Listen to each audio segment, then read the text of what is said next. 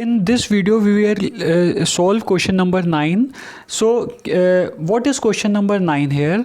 Classify the following numbers as rational or irrational. We have to classify the numbers that they are rational or irrational. हमें classify करना है कि वो rational है या irrational है. Now see, हम ये जानते हैं in previous classes I have told you already, आप ये समझ चुके हो कि rational numbers are those numbers which can be represented in form of p upon q, है ना. rational number वो होते हैं जो कि p upon q के फॉर्म में एक्सप्रेस किए जा सकते हैं and they have decimal representation of what of either of terminating type, या तो terminating type होता है और नॉन टर्मिनेटिंग रेकरिंग मतलब non terminating repeating type. And rational numbers क्या होते हैं? Those numbers which have decimal representation of non terminating and non repeating type. मतलब वो टर्मिनेट भी नहीं होते, रिपीट भी नहीं होते. ओके, सो लेट अस सी रूट 23. ये रूट 23 क्या होगा? इसकी अगर आप डेसिमल एक्सपांशन करोगे so this will be of non terminating and non repeating type. So what we will write? Solution, since root 23 has decimal expansion, since root 23 has decimal expansion of non terminating and non repeating and non repeating, है ना, वो terminate भी नहीं होगा, repeat भी नहीं होगा. So since root 23 has decimal expansion of non terminating and non repeating, hence you can say that root 23 is an irrational number. Why irrational number? क्योंकि मैं आपको ये बता चुका हूँ जो परफेक्ट स्क्वायर नहीं होते हैं और इनको हम सर्ड भी बोलते हैं, राइट. जो परफेक्ट स्क्वायर नहीं होते हैं या जो सर्ड होते हैं that are always irrational. Is that clear? Now we move on to our next part, root 225. Now see, root 225 को अगर हम लिखें, root 225 can be written as what? 15 into 15. If you multiply 15 with 15, 15 15s are what? 225. So अगर हम इसका square root लेंगे सो क्या हमको आंसर निकल के मिलेगा? 15, which can be written as 15 upon 1. Okay, so this means this can be written as in the form of p upon q where q is not equals to 0. So what will be the reason here कि since root 225 can be expressed in the form of p by q, है ना. आप ये देखिए हमने इसको 15 को कैसे एक्सप्रेस किया है. I have expressed 15 as what? 15 upon 1. So 15 is your p and 1 is your q. So since root 225 can be expressed in the form of p upon q where q is not equal to 0. अब यहाँ पे q1 है, इसका मतलब q 0 नहीं है, है ना. So all the conditions of the definition of rational number is getting satisfied. So since root 225 can be expressed in form of p by q where q is not equals to 0, hence you can say that root 225 is a rational number.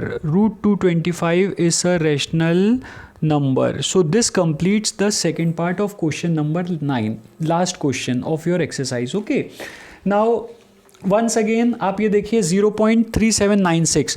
So आप ये देख सकते हैं कि decimal representation is terminating type. Decimal representation is of terminating type. Hence this is a rational number. So आप क्या लिखेंगे कि since 0.3796 has decimal representation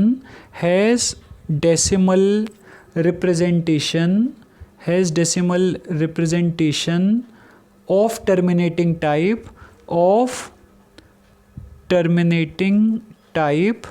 hence we can say that 0.3796 is a rational number. ये कौन सा number होगा? This will be a rational number. I hope आपको ये क्लियर हो गया होगा. Okay, now we move on to our next part. हम नेक्स्ट अपने पार्ट की तरफ बढ़ते हैं. So what will be the next part हमारा क्या है? 7.478478 recurring. Now see, you can say that यहाँ पे आप देख रहे हैं this can be written as what? 7.478478 recurring, this can be written as what? This can be written as 7.478 बार. ऐसा लिख सकते हैं. क्यों लिख सकते हैं? Because this term is what? Repeating. ये आपका 478 जो डिजिट है वो क्या हो रहा है? रिपीट हो रहा है. So hence you can say that कि सिंस 7.478 बार है ना, हैज़ decimal representation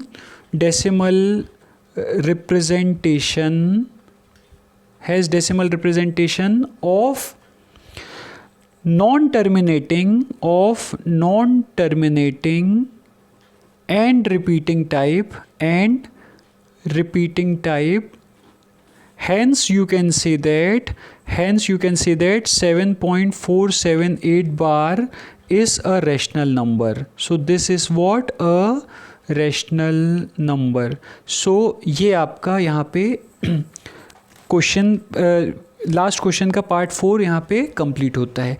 नाउ 1.10100100001000001. अब मैंने आपको ये एग्जांपल भी बताया था कि rational number, see digits are not repeating. Okay, digits are not repeating. So what we can write कि since the decimal expansion is of the form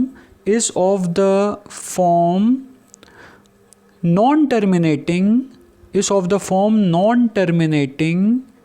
and non-repeating type, है ना. Since the decimal expansion is of the form non-terminating and non-repeating, hence what you can say? Hence we can say that 1.1010100001000001 and so on is an irrational number. So this will be an irrational number. Okay, so this completes part 5 and this completes exercise 1.4 of chapter 1. In next video we will start with exercise 1.5. Thank you.